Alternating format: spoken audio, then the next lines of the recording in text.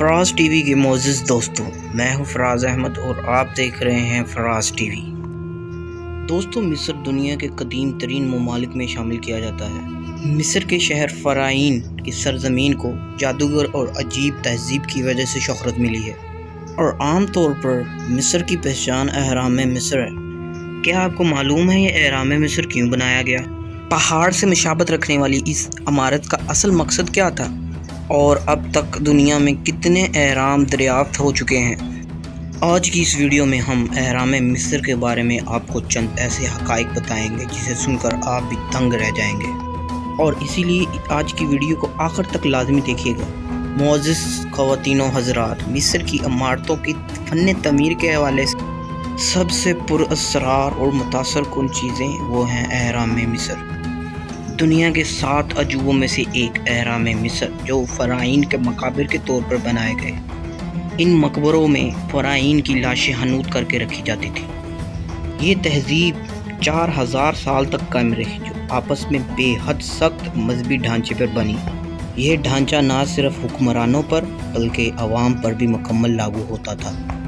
مذہبی پیشوار یہ نہ صرف روحانی زندگی کے کرتا دھرتا تھے بلکہ دنیاوی زندگی میں بھی ان کو برابر عمل دخل حاصل تھا۔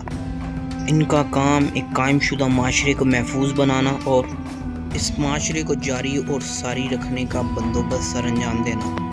لہٰذا اہرام موت کی صورت میں وہی کردار سر انجام دیتے تھے جیسا زندگی میں محلات سر انجام دیتے تھے۔ بڑے بڑے عظیم و شان محلات اپنے ستون اور مجسموں کے ساتھ لوگوں کے دلوں میں دھاک بٹھانے کے لیے بنائے جاتے، اور یہ محلات لوگوں کو حکمرانوں کی شان و شوکت سے روشناس کرواتے تھے، اور یہی اس بات اہرام مصر کی تعمیر میں کار فرما رہے ہیں۔ اب تک 46 اہرام دریافت کیے گئے ہیں۔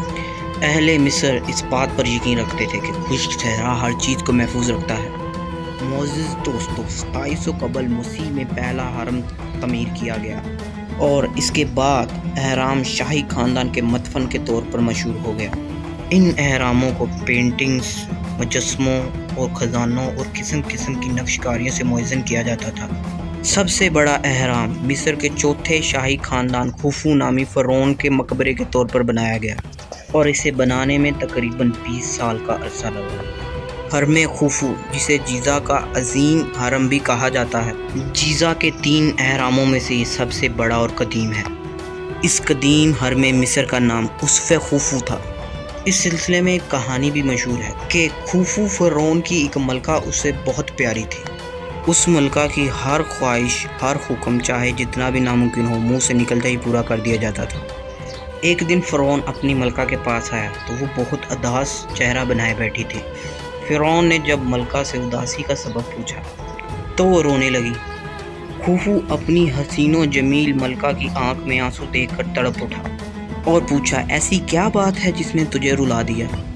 ملکہ نے اپنی بڑی بڑی آنکھیں اٹھا کر کہا، اے بادشاہ، اتنی بڑی سلطنت، اتنا بڑا جاہ و جلال کس واسطے؟ مجھے ڈر ہے کہ تمہاری آنکھیں بند ہوتے ہی لوگ تمہارا نام بھول جائیں گے، تو میں چاہتی ہوں کہ تم کچھ ایسا کام کرو کہ جب تک دنیا ہے کہ لوگ تمہارا نام یاد رکھیں۔ تو بادشاہ نے پوچھا، ایسا وہ کون سا کام ہو سکتا ہے جس کے نتیجے میں رہتی دنیا تک میرا نام رہے؟ تو ملکہ نے کہا، میں سوچوں گی۔ کچھ دن بعد ملکہ بادشاہ کے پاس آئی اور کہا، اے بادشاہ، کو اہرام مصر پر اس کے بارے میں کومنٹ سیکشن میں ضرور بتائیے گا، اور فراز ٹی وی کو لائک، سبسکرائب اور شیئر کرنا مت بھولیں۔ اب میں ملوں گا آپ کو نیکسٹ انٹرسٹنگ ویڈیو میں، تب تک کے لیے اللہ حافظ۔